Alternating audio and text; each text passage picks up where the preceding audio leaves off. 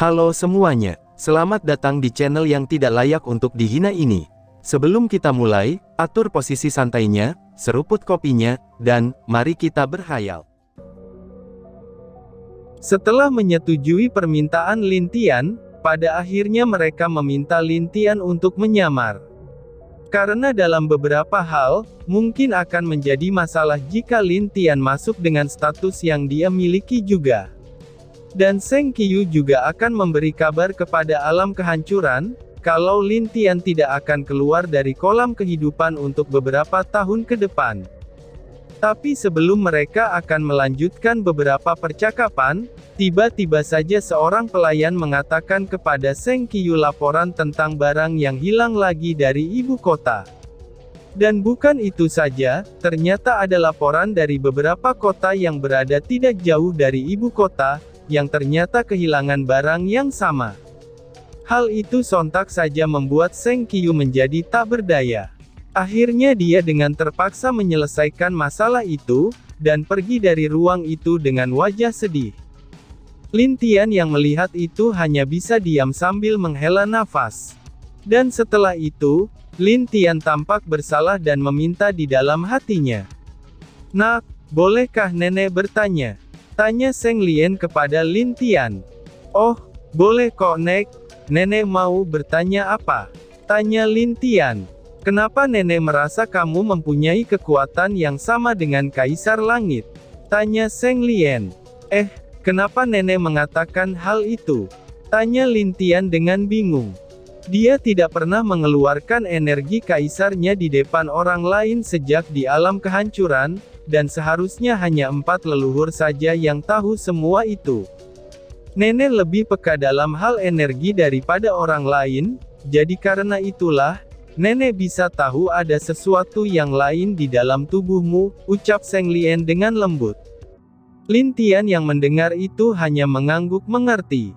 Neneknya adalah Dewi Kehidupan, tentu saja dia dapat merasakan sesuatu yang lain di dalam tubuh Lin Tian dengan kekuatan kehidupannya. Karena Lin Tian tidak dapat berbohong, jadi dia dengan jujur mengatakan kalau dia adalah pewaris Kaisar Langit, dan dia juga memiliki keinginan untuk masuk ke Istana Langit. Seng Lien dan Mu Chao yang mendengar itu kaget, ternyata cucunya adalah pewaris Kaisar Langit, dan dia pun ingin masuk ke Istana Langit, yang bahkan tak pernah bisa ada seorang pun yang bisa masuk ke sana. "Cucuku, kenapa kamu memiliki tugas berat seperti ini?" ucap Mu Chao dengan sedih. Menjadi Kaisar Langit bukanlah sesuatu yang mudah, bahkan itu lebih berbahaya daripada menjadi penguasa salah satu alam saja. Dan sekarang, Kaisar Langit memilih cucunya untuk menjadi Kaisar Langit. Kenapa dia tidak sedih dengan apa yang akan dialami cucunya itu? Musuh yang kuat dan juga rintangan yang lebih kejam pasti akan bertubi-tubi datang kepada Lin Tian. "Tenang saja kek, aku pasti bisa mengatasinya dengan baik," ucap Lin Tian yang mencoba menenangkan kakeknya itu. "Kaisar Langit, orang ini masih bisa melakukan hal seperti itu meskipun telah mati," ucap Seng Lien dengan wajah marah. Dia tentu tahu kalau dulunya juga, Kaisar Langit pernah meminta Lin Dong untuk menggantikan dirinya. Tapi Lin Dong menolaknya, karena dia tidak suka dengan keributan dan juga masalah yang ada di alam langit. Dan sekarang, dia jelas-jelas telah melihat masa depan, dan menggunakan beberapa cara untuk membiarkan Lin Tian menjadi penerusnya, itu agar 4 alam yang telah diam selama ini bisa membantunya. "Nenek, kenapa kamu terlihat marah?" ucap Lin Tian. "Tidak apa-apa An-er, kamu tidak tahu kalau semuanya benar-benar telah diatur oleh Kaisar Langit," ucap Seng Lien. "Aku sudah tahu Nek, dan ayahku juga sudah tahu semua itu," ucap Lin Tian dengan jujur. Mendengar itu, Seng Lien mengerti kalau Lin Dong telah memutuskan untuk bergerak. Walau mungkin itu terpaksa, karena anaknya lah pewaris Kaisar Langit.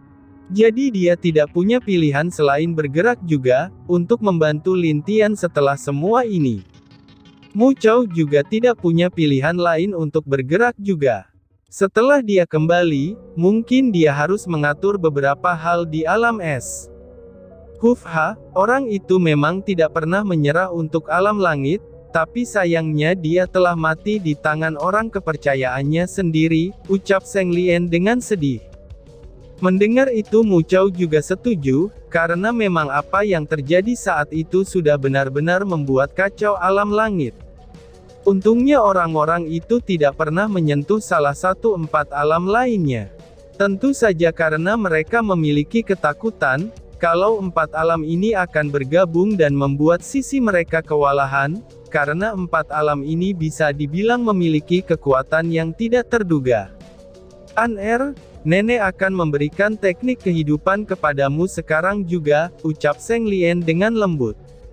Di sana hanya tinggal Zheng Lian, Mu Chao, dan juga Lin Tian. Karena Zheng Ming dan Zheng Mi sudah kembali ke tempat mereka untuk beberapa hal. Baiklah Nek, ucap Lin Tian. Lalu Zheng Lian meletakkan jari telunjuknya di dahi Lin Tian, dan secara perlahan cahaya putih masuk ke dalam pikiran Lin Tian, kemudian berbagai teknik perlahan-lahan terlihat di dalam pikiran Lin Tian. Melihat berbagai teknik yang luar biasa itu, Lin Tian kagum dan merasa kalau semuanya terlihat sangat bagus jika bisa dikuasainya. Dan sudah jelas kalau ini juga memudahkannya untuk menggunakan teknik kehidupan, itu agar bisa menyelamatkan dirinya jika terjadi hal seperti sebelumnya. Jika aku gabungkan dengan pedang elemen, apakah teknik ini bisa lebih kuat? Pikir Lin Tian dengan senyum di wajahnya. Melihat cucu mereka tersenyum, Mu Chao dan Zheng Lian jadi bingung, tapi mereka membiarkan Lin Tian menyerap semua yang tadi diberikan oleh Zheng Lian kepadanya. Perlahan-lahan Lin Tian menutup matanya, dan secara perlahan dia juga mencerna semua yang ada di pikirannya itu. Dengan cepat Lin Tian memahami teknik tersebut, lalu dia membuka matanya di hadapan keduanya. Bagaimana An-Er? Tanya Zheng Lian dengan lembut. Ini bagus Nek, setidaknya aku sekarang bisa menguasai 30% dari yang nenek berikan tadi, jawab Lin Tian sambil sedikit berpikir. Apa? 30%? Ucap keduanya secara serentak. Mereka tidak percaya kalau cucu mereka dapat menguasai teknik kehidupan sampai 30% hanya dengan sekali ingat. Karena setahu mereka, itu butuh waktu lama untuk mencapai tingkat keyakinan seperti itu. Bahkan bisa dibilang, energi kehidupan adalah hal yang paling sulit untuk dikuasai setelah semuanya. Bahkan itu lebih sulit dari energi kematian yang pernah digunakan oleh Dewa Kematian. Tapi cucu mereka ini sangatlah jenius. Pantas saja Kaisar Langit memilih cucu kita, ucap Zheng Lian tidak berdaya. Dengan pemahaman dan juga cara berpikir cucu kita, siapa yang dapat menyamainya? Ucap Mu Chao dengan tersenyum. Nenek, jika aku akan menyamar sebagai murid dari keluarga ini, apakah nanti akan ada pemilihan untuk masuk ke alam rahasia itu? Tanya Lin Tian. Kalau itu, biar nenek coba ingat-ingat dulu, jawab Zheng Lian. Hal itu memang ada, tapi itu mungkin hanya pertarungan kecil saja. Jadi kamu tidak perlu ikut, ucap Mu Chao. Mendengar itu, Lin Tian tampak agak penasaran. Dia memaksa Mu Chao menjelaskan kepadanya apa pertandingan itu. Mu Chao menjelaskan, kalau hal itu hanyalah beberapa kebiasaan dari para penguasa, untuk menyombongkan berapa kuatnya junior mereka kepada orang lain. Dan hanya itu saja. Hal itu biasa dilakukan saat sebelum alam rahasia itu terbuka. Di mana alam rahasia terbuka, di sana akan banyak ahli kuat yang berkumpul. Menurut nenek dan kakek, di mana alam itu akan muncul? Tanya Lin Tian. Zheng Lian dan Mu Chao tidak dapat menjawabnya, karena biasanya alam rahasia itu sangat sulit ditebak di mana mereka akan muncul. Bahkan meskipun seorang dewa yang dapat menggunakan kekuatan ramalan untuk menebaknya, dewa itu hanya akan terluka parah bila dia berani mengintip kemana alam rahasia itu terbuka. Setelah mendengar semua itu, Lin Tian terdiam dan menjadi bingung. Sebenarnya apa alam rahasia itu? Kenapa alam itu memiliki tingkat? Dan apa isi dari tingkat ke-10 dari alam tersebut? Semua itu membuat Lin Tian menjadi penasaran akan hal tersebut. Jika alam rahasia itu muncul di alam kehidupan, itu pasti akan membuat kamu kerepotan, ucap Mu Chao sambil melihat ke arah Zheng Lian. Cih, repot katamu? Tentu saja tidak. Hanya saja itu akan membuatku sedikit pusing, karena aku harus menyambut beberapa teman lama, ucap Zheng Lian tak berdaya, saat memikirkan jika alam rahasia itu benar-benar muncul di alamnya. Nah, sekarang semuanya terserah kamu, dan nenek hanya dapat memberimu beberapa nasihat tentang alam rahasia itu, ucap Zheng Lian dengan serius. Lin Tian mengangguk, lalu mendengarkan apa yang dikatakan oleh Zheng Lian dengan serius. Dari apa yang Zheng Lian katakan, jika di batas tingkat ke-7, sudah pasti bisa membuat seorang maju ke alam dewa penguasa atau ke tingkat mereka yang lainnya. Tapi jika bisa masuk ke tingkat ke-8, maka akan ada hal bagus lainnya. Dia mengatakan itu, karena dulu dia dan Mu Chao pernah masuk ke dalam sana. Jadi maksud nenek, alam ini sudah ada sejak dulu, ucap Lin Tian dengan kaget. Kamu benar, alam ini memang sudah ada sejak lama. Dan yang lebih parahnya lagi, akan ada banyak korban setiap alam ini terbuka, ucap Zheng Lian dengan serius. Mendengar hal itu, Lin Tian merasa agak kaget. Berarti alam ini sudah sangat tua, bahkan bisa dibilang mungkin alam ini sudah ada sebelum alam langit menjadi seperti dulu. Lin Tian segera berpikir, apakah ada sesuatu yang aneh dalam hal ini? Alam rahasia yang memiliki tingkat seperti itu, adalah sesuatu yang dibuat oleh siapa, dan apa tujuannya? Pikir Lin Tian. Baiklah, cukup sampai di situ saja untuk hari ini. Jadi menurut nenek, mungkin 4 atau 3 tahun lagi alam itu akan muncul, ucap Zheng Lian. Aku mengerti Nek, dan aku akan kembali dulu ke kamar, ucap Lin Tian kepada mereka. Zheng Lian dan Mu Chao mengangguk, dan membiarkan Lin Tian pergi dari sana. Sedangkan untuk keduanya, mereka terlihat serius setelah Lin Tian pergi. Apakah sebaiknya kita membiarkan beberapa orang dewa surgawi tingkat tinggi berada di sisi cucu kita, ucap Mu Chao.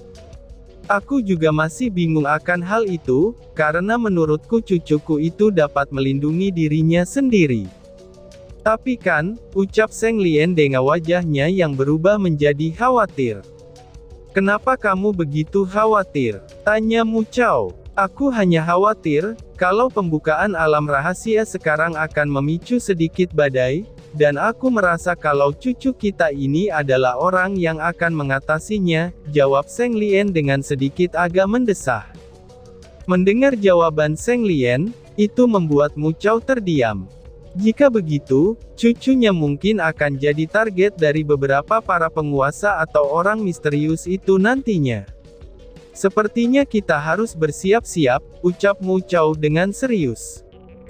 Walau ini baik bagi cucu kita untuk menjadi penyelamat nanti, tapi juga ada sisi buruknya. Kamu tahu sendiri kan, ucap Zheng Lian. Iya, dia akan menjadi target beberapa penguasa yang sangat menginginkan rahasia dari alam itu, ucap Mu Chao dengan serius. Keduanya cukup lama membahas hal itu di sana, itu sebelum mereka berdua kembali ke kamar mereka lagi untuk melanjutkan pembicaraan malam.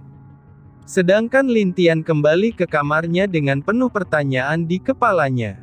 Untuk beberapa alasan, dia juga sama dengan Zheng Lian. Dia merasakan kalau pembukaan alam rahasia kali ini akan menjadi sangat heboh dari biasanya. Untuk beberapa saat Lin Tian menjadi tenang, lalu dia mengeluarkan alat pengubah wajahnya yang dulu pernah dia gunakan. Mengingat masa lalunya, itu membuat Lin Tian tersenyum.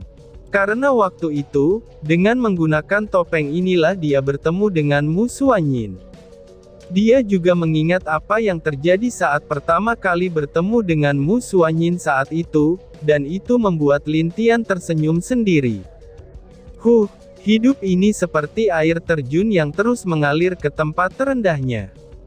Bahkan setelah dia mengalir ke tempat terendah sekalipun, air itu akan masih tetap terus mengalir, ucap Lin Tian membaringkan dirinya di kasur dalam kamarnya. Mungkin hidup akan selalu sulit bila terus difikirkan. Tapi jika dijalani dengan hati yang baik, serta kepercayaan diri yang tinggi, maka hal itu bisa lebih memudahkan dalam setiap langkah kehidupan kita. Itulah yang ada di dalam pikiran Lin Tian sekarang.